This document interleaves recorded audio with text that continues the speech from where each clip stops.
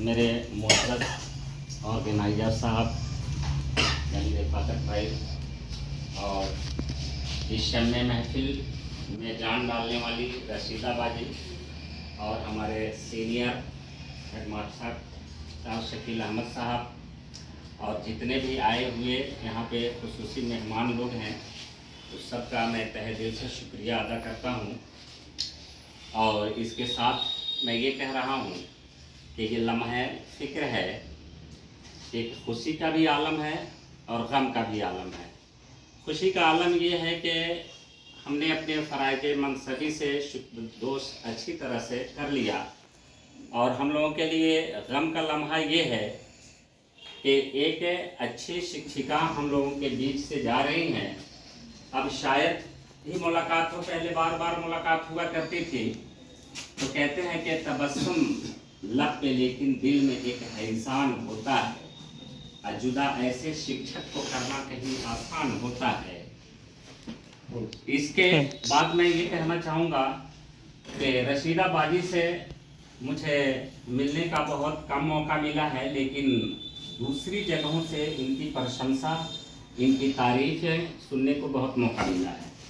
और मुझे उम्मीद है कि ये सर, इनसे तो मेरा ताल्लुक़ परिचय नहीं है, फिर भी इन्होंने आके अपने मुंह से अपनी ज़ुबानी मेरे सामने बहुत सारी बातें कही हैं, जिससे लगता ये है। और हम लोगों के मज़हब में ख़ास तौर से ये कहा गया है कि समाज में जिसकी तारीफ़ हो, समझ जाइए कि वो अच्छा इंसान है। अगर मरने वाला इस दुनिया से जा रहा है, अगर समाज उसको अच्छा एक्सेप्ट कर लिया, कबूल कर लिया, तो खुदा भी उसको अच्छा कबूल कर लेता है। और कहते हैं कि ये जो जुदाई का आलम है, तो ये ऐसा आलम है कि कभी हमसे, कभी इनसे, कभी दुनिया से जुदाई है। ये दस्तूर ज़माना है या खुदा की खुदाई है, ये कुदरत का ये ऐसा ही करिश्मा है कि आना है और जाना है। तो हमारे साथ दोनों लम्हात लगे हुए हैं, खुशी का भी, गम का भी। तो इस तरह से हम खुशियों के साथ अपने गम में भी मुब्तला हैं और खुशी के लम्हात को भी जाहिर करना है। और इसके साथ एक पैगाम है मेरा, जो मैं एक शेर के माध्यम से कह रहा हूँ। मिलना था इत्तेफाक, हमारा और आपका मिलना एक इत्तेफाक था कि मिलना था इत्तेफाक, बिछड़ना नसीब था, वह इतनी दूर हो गया जितना करीब था।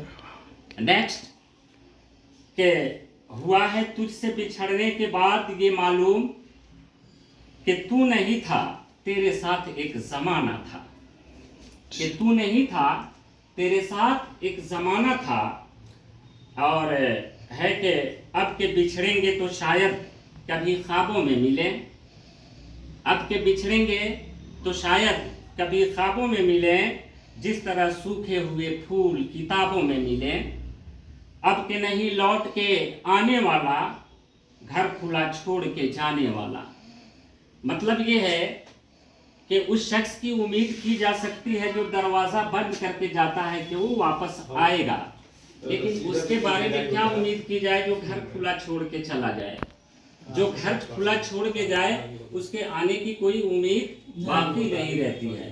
लिहाजा मेरी दुआएं हैं, और सभी लोगों से मैं ये गुजारिश भी कर रहा हूँ कि हम सारे समाज के लिए एक दुआ हो कि सबकी ज़िंदगी में खुशियाँ भरी रहें। और इसके साथ सबसे अच्छी बात तो ये है कि हमारे ये शकील सर जो हैं, रिटायरमेंट होने के बाद किसी, है ना, चौक चौराहे पे अक्सर मिल ही जाया करते हैं। इन्होंने ज़िंदगी से इस कदर समझौता किया है कि इन्होंने मुझे एक बार कहा था कि मैं ज़िंदगी का साथ निभाता चला गया, हर फिक्र को धुएं में उड़ाता चला गया।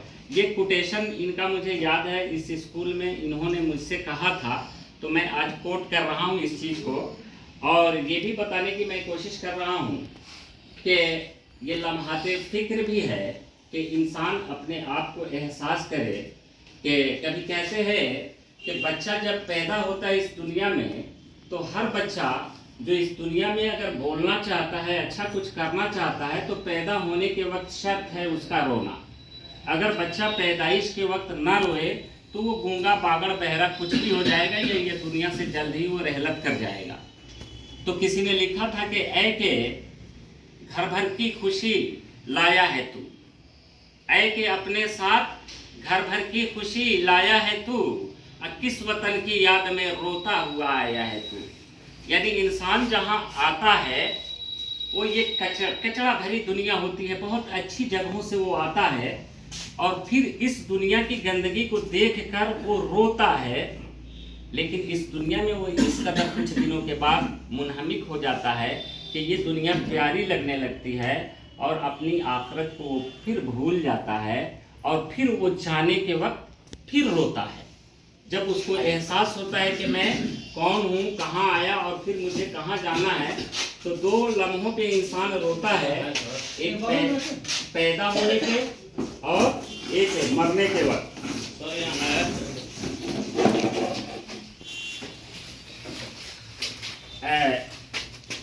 एक दो शेर और मैं पेश करना चाहूँगा जुदाई के मौके से, कि जुदा किसी से किसी का गरज नसीब न हो, ये दाग वो है कि दुश्मन को भी नसीब न हो। आबाद मुझ में तेरे सिवा और कौन है, तुझसे बिछड़ रहा हूँ तुझे खो नहीं रहा। आबाद मुझसे तेरे सिवा और कौन है, आबाद मुझसे तेरे सिवा और कौन है, तुझसे बिछड़ रहा हूँ खोया नहीं तुझे। और एक तो और शेर मैं कहूँ, चूँकि ये कोई स्टेज नहीं है, कोई मंच नहीं है, ये शॉर्ट में ही कुछ काम निकाल लेने हैं, कि एक रोशनी सी दिल में थी वह भी चली गई, एक रोशनी सी दिल में थी वह भी चली गई, वह क्या गए चिराग तमन्ना बुझा गए, वो क्या गए चिराग तमन्ना बुझा गए।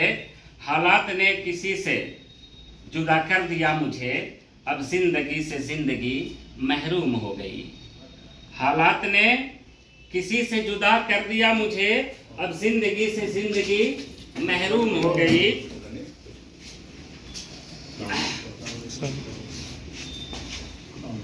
और मैं आखिर में कहना चाहूँगा कि एक मेरे सीनियर आफ्ताब भाई जी आ गए इस महफिल में, और इस महफिल की जान को तरोताज़ा करने के लिए और चार चांद लगाने के लिए इसमें इजाफा कर दिया इन्होंने। मैं इनका भी शुक्रिया अदा कर रहा हूँ। और कहना ये है कि मैंने जब यहाँ आया, यहाँ के माहौल को देखा, अपने सीनियर्स को देखा, तो मुझे एक फीलिंग हुआ कि कैसे अपने छोटों के साथ व्यवहार किया जाता है। इससे मुझे बहुत सारी नसीहतें मिली, और ख़ास तौर से काबिल कदर रसीदा बाजी का वो शीरी ज़ुबां है ना। हम लोगों ने पढ़ा था कि बनोगे खुसरुए अकलीम दिल शीरी ज़ुबां होकर, जहाँ गिरी करेगी ये अदा नूरे जहाँ होकर, है ना। दिलों का कुर्ब हासिल कीजिए राहत रसा होकर, नफ्स ने सीने में जुज़ पाई है आराम जहाँ होकर। के सीने में अगर सांस को जगह मिली है तो इसलिए मिली है क्योंकि वो जान को आराम पहुंचाती है, और बेधड़क सांस को जगह मिली है सीने के अंदर। तो इसीलिए अगर कुर्बत किसी की हासिल करनी हो तो उसको आराम पहुंचाना पड़ेगा। चलिए, जुदाई के मौका से एक और आखिरी मैं शेर पढ़ रहा हूँ।